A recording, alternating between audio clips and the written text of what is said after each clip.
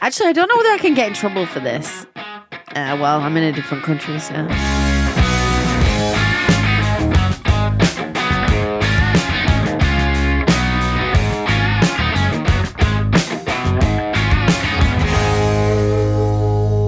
What is up, guys? Chris Riddiger here on the 615 House podcast. I'm really excited because Nashville is Music City. It's a melting pot of people from all parts of the country, all parts of the world, and I have a really special guest on today.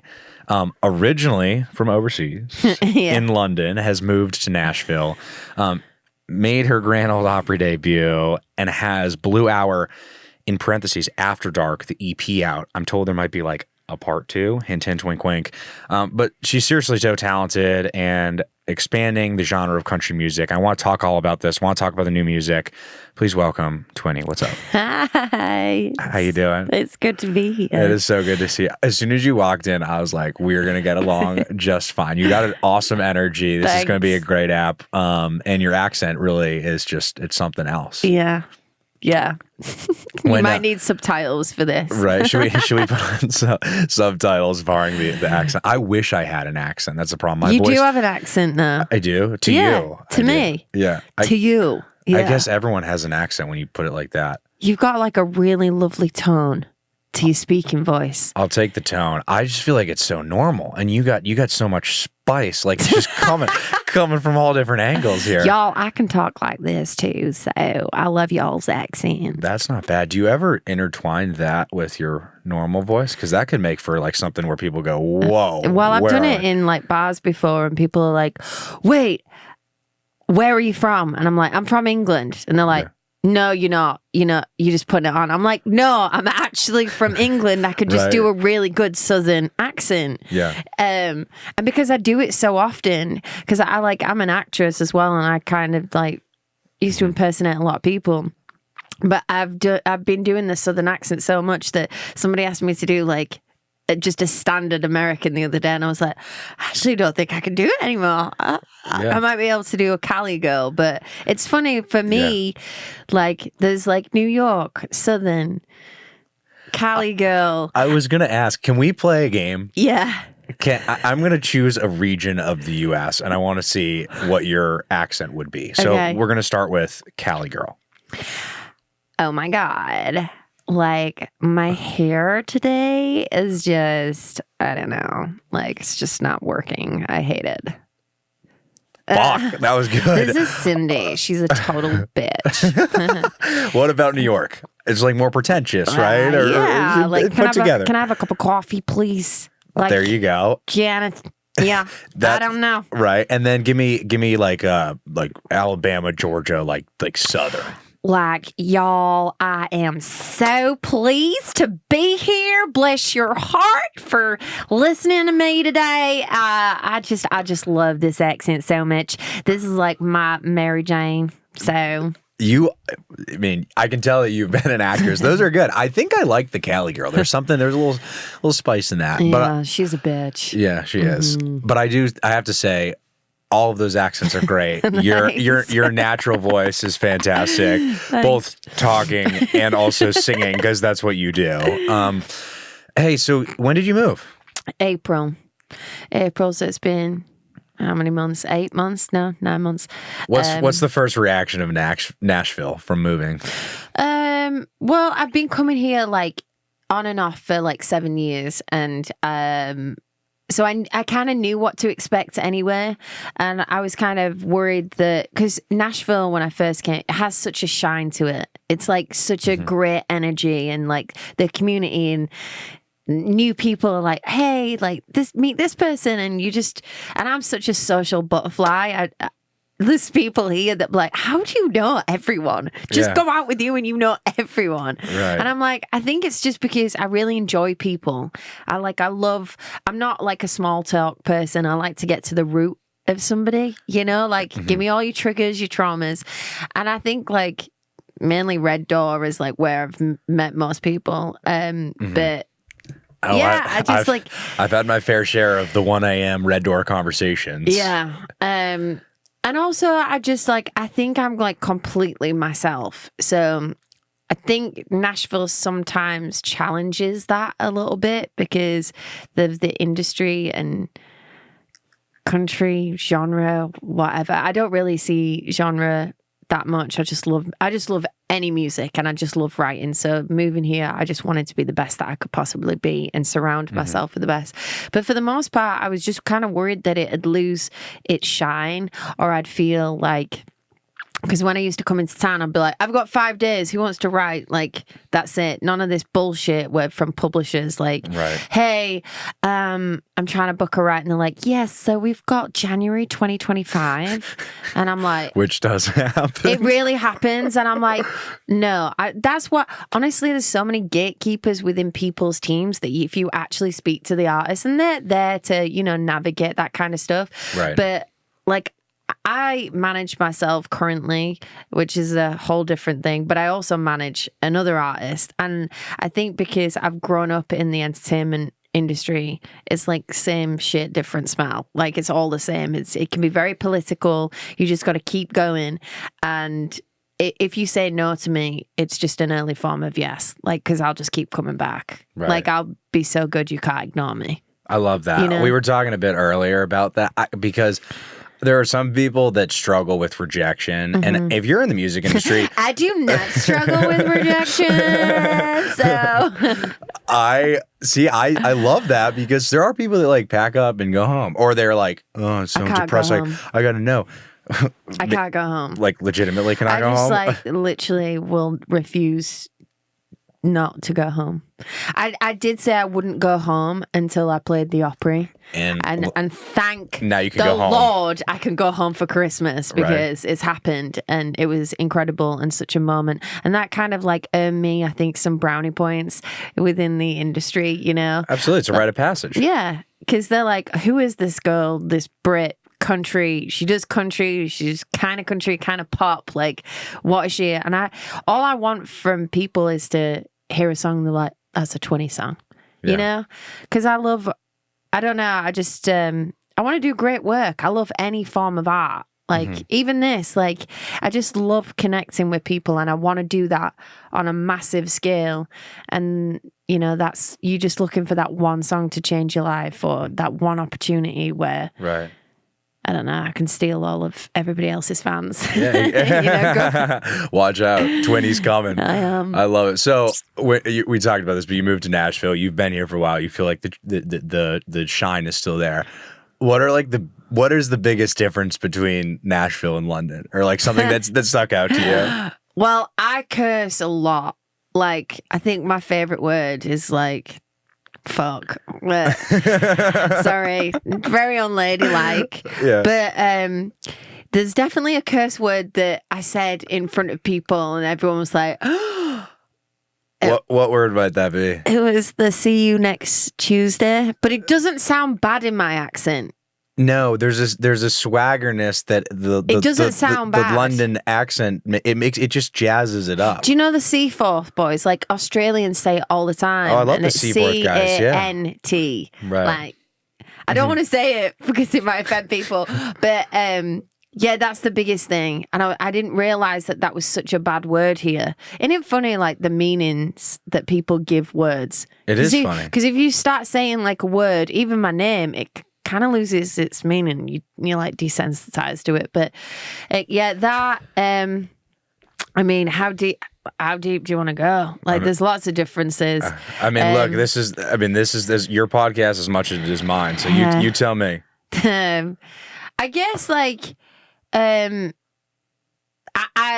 it's really strange to me even still that I've been coming here for so many years, but when I go to like a restaurant and it's like no guns, and I'm like, that always like is just like still gonna be new to me because it's just we don't have that in England, we don't have any of that. And just seeing people walk around without, or like going into studios and firearms just on the side, I'm like, oh, sure, that's probably different. It's probably a culture shock for you. Yeah, definitely. And I'm not judging it, like whatever, but I would say that was like one of the things that is a culturally very different. Just I speak in sometimes slang. So I'd be like, hey, do you want out from the shop? Right. And people are like, what? Do you want out from the shop? But out and now means anything. Yeah. And now means nothing. So I would have thought in Yorkshire. So I would have thought you saying, "Do you want to leave the shop? Yeah. Do you want out of the shop?" I'd be like, "Oh yeah, let's go. Where are we going? Are we going to another bar?" Yeah, but I mean, it works both ways because my best friend Latavius Mulzak, who plays for Megan Patrick, he'll come out with some slang, and I'm like, how we get here? I'm like, don't know. He was like, what do you think I mean? I'm like, and I'll say something completely different, and he's like, no. I'm like, I'm not cool enough to be cool. Like, yeah. So I get it. Look, we welcome you with open arms. Thank you. Okay, I'm happy you're here. Happy that you got to play the Opry. You put out some new music. It's all good. I want to, like, you talked about this pop country thing. Like you say, like, you want to create art just that's yours. Twinnie could be country, could be pop, whatever it is. Like how did that start for you? Like, how did you fall in love with music in the first place? Yeah. You know, So the headlines of my life, I have been on stage since I've been 4 years old. Total little drama queen. I think one of the reasons actually I am so driven is because my relationship with my dad was not that great. He was always like coming and going. And I think the only way I would get validation or like approval is like when I like performed, or he would like show me off to his friends. So for me, I think like that is one of the reasons why I am so like, if you tell me no, I am going to show you, and it will kill me. I will not give up, you know? I'm like, so been on stage since I've been 4 years old. Never knew anybody in the music industry. All my dad's side of the family are all gypsies, Romany gypsies. So really, that was like a whole different way of life growing up, because my mum is a gorger, which means non-traveller. So gypsies have their own language called Rumness. So trying to explain to somebody what that community is like, it's it reminds me a lot of Nashville, to be honest. Like a lot of them, especially the women, it's very like conservative. They believe, well, the woman's place is in the home, and usually get married like at 19 and have babies, and that's it. And that's so young. Yeah, in it. But I'm like, there's like 14 of my cousins. I think I'm the only person that's not married. In fact, me and my little brother were the only people that are not married. So there's a lot, you know. My sister-in-law is related to Tyson Fury. Like, it's just like a massive community, but it's like in your blood. So like if you're born into it. So there was just like a synergy between Nashville and, I can't really explain it. A lot of them do listen to country music as well. So that's kind of how I got into like just great storytelling. Like I was obsessed with, I got a very eclectic taste in music, did a lot of musical theatre, was a backing singer and backing dancer for people like Pharrell and Robin Thicke, Michael Bublé. I love Bublé. Like anything that I was always taught that the more strings you had to your bow, the more you would work. So I tried to sing, dance, and act. Were you singing? Were you singing for Bublé and Pharrell, or were you just dancing? They would come and we'd do like the BVs and then like the dancing. So we'd do all their like Radio 1 promo. But I was on shows like Britain's Got Talent as a dancer, or You Strictly Come Dancing, which is Dancing with the Stars. And like you will find me every Tuesday down at Honky Tonk Tuesdays, American Legion, because I'm obsessed with it. Yeah, I love it. Oh my God, I would love to go with you sometime. Tonight, let's go. I'm down. I'm not a dancer, but maybe you can teach me how to dance. Honestly, awesome. And something that I love about that is like nobody's on the phone, everybody's present, and it's the only place I can go in Nashville where a guy can ask you to dance and it's not creepy. Right? Do you know what I mean? People are just there. It's like normally like, can I get you a drink? And let's dance. And you're like, all right, like, this is weird. Yeah, I get it. That's cool. Yeah. So did all that. Like just seen every part of like the industry, and then I was in a musical theatre show called Rock of Ages, and the lead in that was like, hey, I think you should meet with like my music manager. I was always doing like gigs on the side. And through like musical theater and acting, I was on a TV show, did a film with Glenn Close. Like all these things I think help me as an artist. They've like expanded my like just the way I see art, you know? Your portfolio. I think it's interesting because like music, it seems to me like music is just one component of who you are as an artist, right? Like you're a brand and you're a dancer, and you got some other stuff we're going to talk about in a sec here with business stuff, and you put out music, you know. I think it's really cool that you're not just, I don't know, there's a lot of people that just record music and they put it out and then they go and they sing. And like if that's you, cool. But it seems like you got a lot of different like avenues that are all kind of funneled into what Twinnie is. Yeah, jack of all trades, master of Jack of all trades. Is there anything you can't do? Yeah, juggle and whistle. Can you whistle? Not well, like yeah, a little bit. But yeah, I was my first meeting was with Youngblood's manager, and he was like, "You kind of remind me of like a young Shania Twain," like, and I was like, "That's a huge compliment," because like I love her. I was obsessed with her growing up, and then I got into like writing sessions, and then I took my first trip to Nashville with a guy called John Green, one of my friends, who actually wrote like a few number one songs, you know, now. Right. And I just fell in love with it. And I was like, this is a place where everyone is just like so about like the work and care about the lyrics. And I grew up with people like Billy Joel and Queen. My first job was with Brian May from Queen. Wow. So I was like, all these people and people that I aspire to be like, I think sometimes the industry can, especially for artists and creatives, like weigh on your soul because it's not fair. Life is not fair. It's full of bullshit and politics.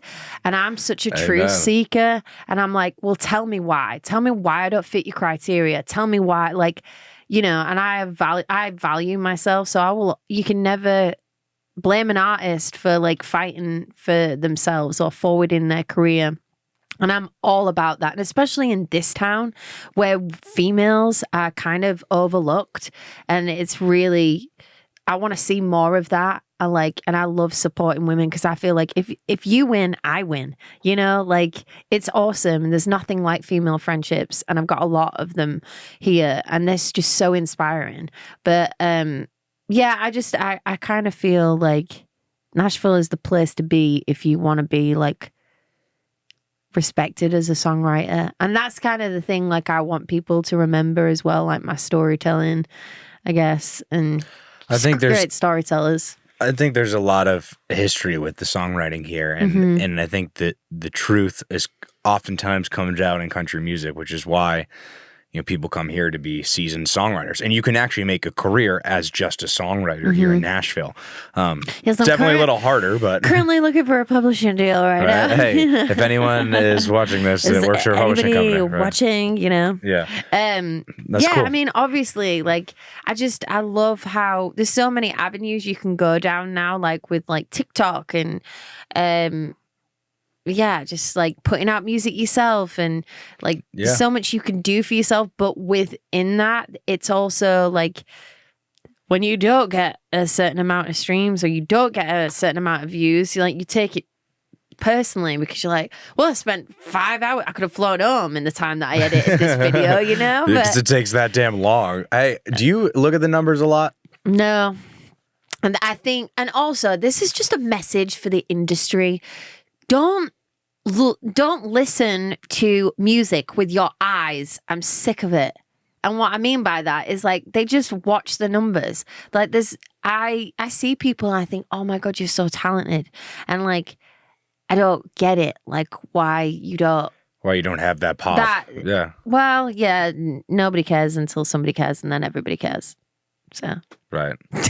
That's just how it goes. I am going to sound like such a whiny bitch on this podcast. I'm not. I'm just like super passionate about stuff. Look, I think you're right. I think there's the crazy Do part. I sound like a whiny bitch? No, you don't.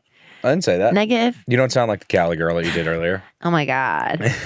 I think you bring up some good points. I think there's a lot of flexibility that you can do, with social media today's world, where you can make a career for yourself. And fortunately, yeah, there's some people that look at the numbers, and that's in part because it's a business and you got to make money. But you said something earlier that I find very interesting. Oh gosh. No, it's a good thing. You said that you are your own manager, that you don't have a manager, but you're clearly seasoned and successful enough to have a manager. Why have you not taken a manager? I don't know. I can't get arrested, apparently. No, I've taken a few meetings, worked with a couple of people, and it just hasn't been like the right fit. I think a lot of managers these days, just speaking honestly, and it's not just like me, like I've got a lot of stuff going on, and I'm really proud of the fact that we got the Opry, and it was like people like Jamie Johnson and head of CMT, Leslie Fram, that was like, you have to see this girl. And they were like, oh yeah, we love Twinnie. Yeah, this is like very well deserved. Like this should have been done ages ago, because I was signed to BBR and then got dropped last year. I don't know. I really don't know. I think most managers want an easy ride. If I'm being honest, I think like people do look at the numbers, and it's called music business. And I think it's so hard being independent. You have to work. I'm committed to being an artist. Like I wake up every day and I'm like, I'm doing this stuff. I'm posting 3 times a day. And I think like just being consistent and not giving up, and something will happen. But it takes time to find that team, and not only that, find people that like really believe, even when things are not going well, Yeah, they're gonna stick it out. Yeah, like, and it's a lot of energy. Like I manage an artist as well. Who do you manage? A girl called Sabina. She's got like 1.2 million followers on TikTok. She's like a superstar. She's amazing. So you're an artist. You're an artist. You don't have a manager, but you are also managing another artist. Yeah, because I know how to do it. But I just did join up with a management company called Grumpy Management. Ed Sheeran's company, like a guy that's part of that, who manages a girl called Griff DeLeon Blake, who we're kind of working together with her. And she's just like, she's so young and she's amazing. Her voice is incredible. I don't know. I just love to see people do well. I think like my biggest fear for myself, and I try not to live in fear, but like, I just want to fulfill my potential, my full potential. And I think that's the saddest thing, when people don't fulfill their potential, because we've only got one life. We're only here for a minute. So you best believe I am coming in and I'm causing positive disruption. And you are going to know my name, and you're going to know that I'm passionate and I want to work, and I'm putting in the work, and I want to help other people. I feel like the more that I am of service to other people, it comes back tenfold. And like I run a nonprofit called I Know a Woman, because I was so horrified at like how little like women were highlighted, because it's a genre over there. It doesn't really happen. Like you're either played on Radio 1 or Radio 2, and it's just about great music. And that's the way that I kind of see music, and probably because I'm international, and I just have a different mindset when it comes to that. So yeah, I'm all about supporting each other, because I think it's the biggest misconception that we're not all connected. I think collaboration is so important, not just in the music industry, but in any business and just in life in general. I mean, it's relationships really do lead to success. And I think I love to see your confidence. I love to see your support of other women. And I love the fact that you are an artist and also managing another artist, because you just believe in them so much. And you're like, it's either me, or if it's not me, I want to be a part of the team that it is, which I think is super cool. You did mention something that I do want to talk about. I Know a Woman Collective. Yeah. Can you, for those that maybe don't know, talk about, because you're an artist, you're an artist manager, and you are a business owner. The resume just goes on. But this is a very important organization. I Know Woman Collective. What is it?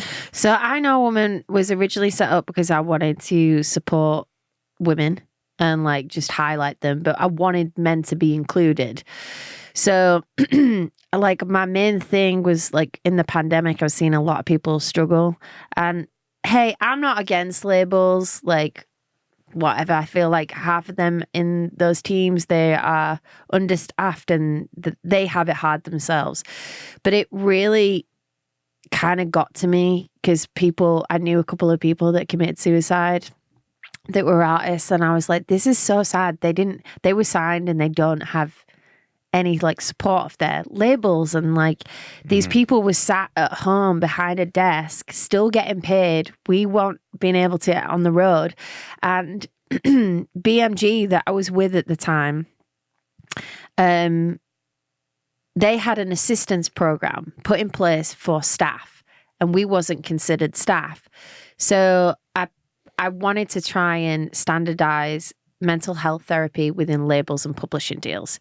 So we did like a BBC documentary. We're in Forbes magazine, and I actually called out BMG. I am so ballsy. I don't know why I did this, but I actually didn't call them out. Like the reporter asked me, and I answered honestly. I was like, she was like, do you feel there could be more support? And I'm like, there can always be more support.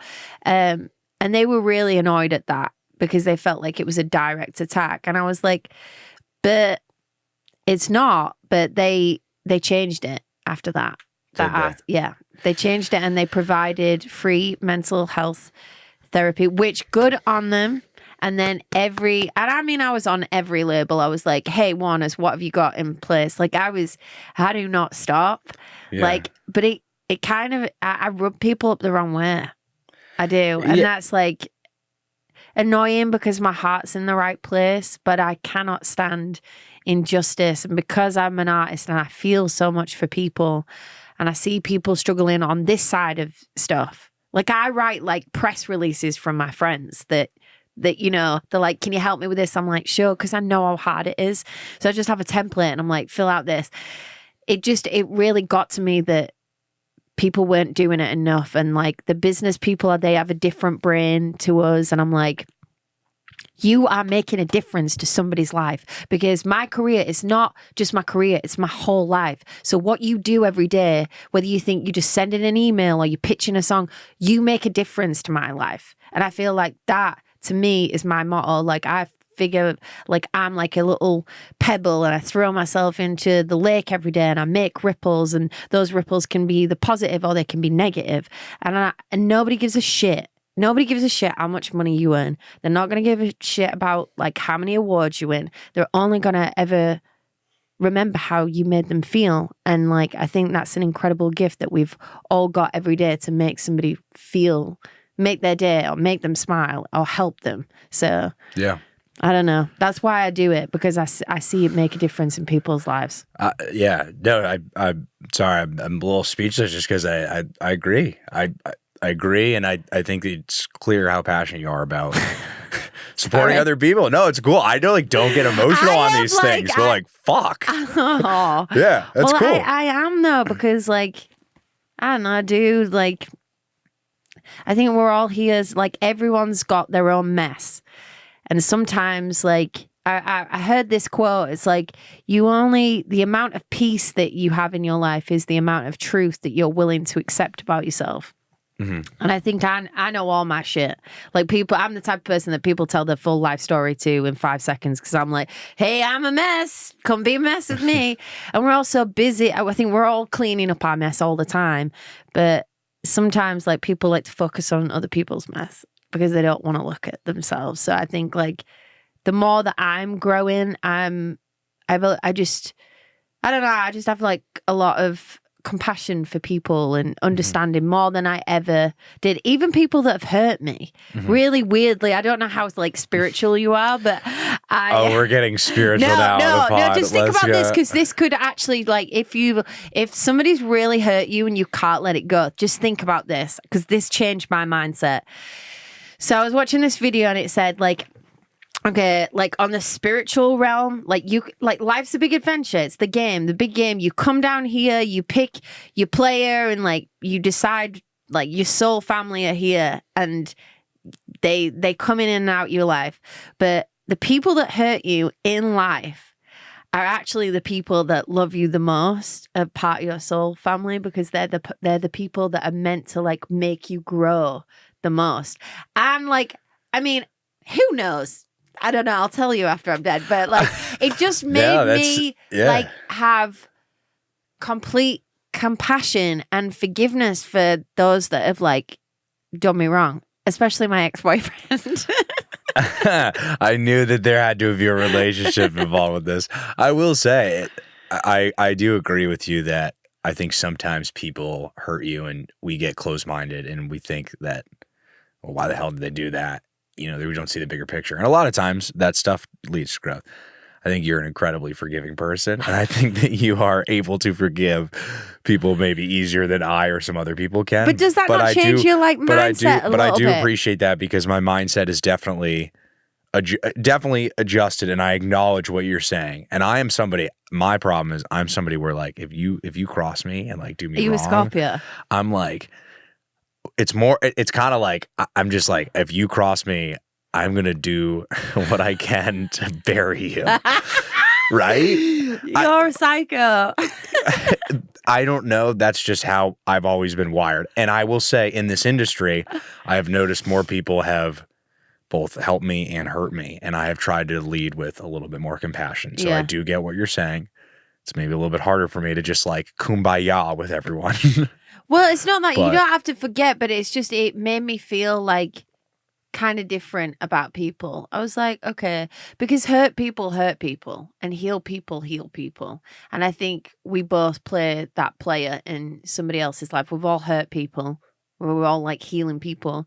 And I think you just, once you know better, you do better. And then going back to that saying, like, nobody's ever hurt you.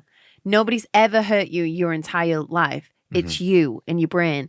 So like, if you can't control your thoughts, you're always going to be a victim to the world and like other people. Hey guys, we're back. Having such a great chat right now with Twinnie. I've loved this. I had to take an emotional leave because we were talking about some deep shit. You did get emotional, didn't you? I did get emotional, and no one has really made me that emotional on this podcast so far. So you get an award for making me have to go reach for some tissues. But I want to talk about this EP. So you said to me that it's like 2 parts, right? Because it's called Blue Hour After Dark. After Dark, yeah. So is it morning after? No, it's like, so Blue Hour it happens twice a day, just after the sun goes down and just before the sun comes up. So I thought that was like a really good concept for like a breakup, like, because it was so. Basically, here's the tea. A guy. So, my boyfriend of 10 years, I don't know why I'm talking like this, 10 and a half years, decided to email me and break up with me on email and block me on everything. Phoned my sister, didn't phone me, and has never spoken to me since. And that was a year ago. So safe to say, I lost my mind, obviously, like you would do. Yeah. So I pretty much, no word of a lie, by the way, blacked out from October to February. I was on tour at the time, and this is where all this sad girl shit EP comes from. So I was like, the nights were the worst for me. So I was like, this would be a really cool concept to like show the kind of a breakup within a night and like all the emotions that you go through. So like there's like Blue Hour, which is the title track, Lonely Long, which is quite empowering. It's like, I won't be lonely long, dude. I mean, look at me. I'm joking. Give me that confidence. Look at what that dude's missing. But I mean, yeah, I mean, such a catch, you know. Just Like Earl is the most psychotic song that you've ever heard in your entire life. What's it called? Just Like Earl. And there is a really good story to that, how I wrote that, but we'll come back to that. That song bangs. The Way I Loved You, and then Bad Man, that's on the radio, on Cumulus Radio. Yeah, it's Congrats on a radio play. That's huge. Thank you. So that was like the 6 songs, and then I'm about to drop Blue Christmas, which is Christmas songs, 4 originals on that, and then Blue Hour After Dawn will feed into January, the January blues, because I'm a concept person. I love art. Like, Yeah. I'm not like a single person. I mean, I'm single, but like, you know, like drop a single. I'm like, I want like a concept, something that the listener can like, I want them to get to know me and my story. And that's kind of what I did with my last EP, Welcome to the Club. Even all the videos, like I directed all of them, and it was basically like this. I would go into the videos were like, I would go sit with a therapist and we'd talk about a different issue, and then it would lead into the music video. So it was like a short film. That's really cool. And I think more short films need to happen in music. Yeah. Period. No, absolutely. I mean, I would do that all day long, but that won at the British Short Film Awards, which was awesome. Heck yeah. That's amazing. And then I got dropped. So that was good. Well, you can still check it out at least, right? It's online? Yeah, it's online. You should go check it out. One of the leads is from Doctor Who. Do you have that show over here? I know what you're talking about. It's probably not as popular, but it's a show. Yeah, so I have Blue Hour, and then I have Happy Hour, which is like basically all your towards the end of the summer next year. Like just I don't know. I just like love shit like that. I love that you're thinking in concepts. There's a reason why we've moved to singles, which we don't need to get into, but I think it's cool that you're coming from a true art standpoint. I know. That's a great concept too. Yeah. I'm pumped about it. So you can hear the first half of it. Second half's coming out after Christmas. I assume maybe you'll be on tour playing some of these songs, or is that at least in the cards? I'm going back home for Christmas. Got like a home country Christmas with Twinnie show. Nice. And then hoping to get out on the road in America, because I've never toured here. So I just want somebody to take me on tour. I'm really good for comedy morale, guys. This is my pitch. Give him the 30-second elevator pitch. If you want to take me on tour, this is me, Twinnie. Good for comedy morale. Yeah, great songs. In my personal opinion, might be biased, but that's amazing. That's awesome. Hey, we got to do a quick segment because we have some friends at Ariat. They make really cool jackets and shoes, and they have this little jacket, this little pullover, because it's getting a little cold outside. Here's the deal. It's freezing. 60 seconds on the clock. I'm going to rapid fire question, and you just got to, whatever comes to mind. Okay. Oh, God, I'm scared. Why are you scared? I don't know. I feel like you haven't been scared this whole podcast. Now you're scared. I know. I don't like the unknown. We're going to enter into the unknown. Here we go. Okay. All right. I'm sorry, but wind up that clock. Maddie, producer Maddie, 60 seconds on the clock. Here we go. Dream venue to play. Oh, Red Rocks. Dream person to collaborate with. Oh, this is really hard. Tick tock. Dolly Parton. The great answer. What are you, a talker or a texter? Talker. I love a phone call. You love a phone call? I like that. You are a talker. Boots. What's your favorite type of boot? Something like this, or like Doc Martens or something. Okay, there you go. Celebrity crush. I don't know. I actually have a bit of a thing for Zach Bryan. You and Brianna chicken fry. Oh man, you can come steal that man's. But no, probably, I don't know. I like some of the oldies. Brad Pitt. Yeah. What is it about Pitt? I don't know. It's just, but I like young Pitt, you know? There you go. You like young Pitt, not old Pitt. Yeah. I understand. What's your favorite fast food place? Ooh, here. Oh, do you have Nando's here? No. It's like a chicken place. We have what's called Raising Cane's or Chick-fil-A. Chick-fil-A then, yeah. We'll go with filet. There you go. What's your go-to karaoke song? Turn around, every now and then I get a little bit lonely and I dream of something wild. Oh man, I'm down at Miss Kelly's. Why do I have a feeling you're going to Miss Kelly's tonight to play that? Unreal. That wasn't bad, Matt. We hit 60 seconds there. Matt gives the thumbs up. That was 60 seconds presented by Ariat. Tell me about the story. We got like 2 minutes left, so what's good? Okay. So obviously, after he broke up with me, I needed a new life. And just like Earl, I was very angry. So in the whole video, like I kill my husband. The tagline is, it's only legal to kill you in all of my songs. Luckily, it's legal to kill you in all of my songs. So when he broke up with me, I was playing a show with Carter Faith and Robin Ottolini. And these two were like the devil and angel on my shoulder. Like Robin was like, don't go to the house. Carter was like, definitely go to the house. So I went to the house. I didn't have my key at the time. And he lived in like a 3 block of like there's like flat 1, flat 2, flat 3, and he's in number 2. So I buzz. It's like a communal area. He's not answering me. And I'm for sure like, there's somebody else. Like, why would you split up with somebody like that after 10 years? Not even like, just a conversation would have been nice. So he doesn't answer me. So I buzz the neighbors. It's all about 11 o'clock at night. And so they let me in, and I'm like, I knock at his door, and I'm listening at the door, and I'm like, there's definitely somebody in there. There's definitely somebody in. And then I see this window on the landing, and I'm like, okay, I'm going to crawl. So I thought that this was a good idea to crawl out of the window. You started crawling. Out the window, climb onto the roof. I was hanging off a drain pipe, and I shone a torch into his bedroom window. Yes, I went full psycho mode. Anyway, the police got called, but they didn't turn up in time because I got bored. I was like, he's not in, whatever. I go home to my mum's up north, so I'm not in London. I'm not at my house. So I go home, and my flatmate's like, hey, Twin, there's like 4 non-uniform police officers at the door. They've been banging at the door. They basically tell my flatmate and my neighbour that I have been circulated around the Metropolitan London Police as wanted.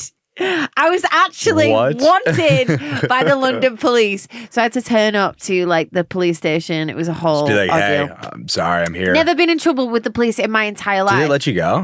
What did you just say? They were like, hey, I'm chilling. Yeah, they just asked me a few questions about, do you think a sane person would crawl on a roof? And I was like, no comment. No comment.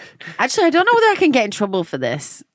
Well, I'm in a different country, so right. I don't know if the law transcends from. The case has been closed anyway. They didn't have anything on me. Yeah, of course. Now they do. A self-confession. Unbelievable.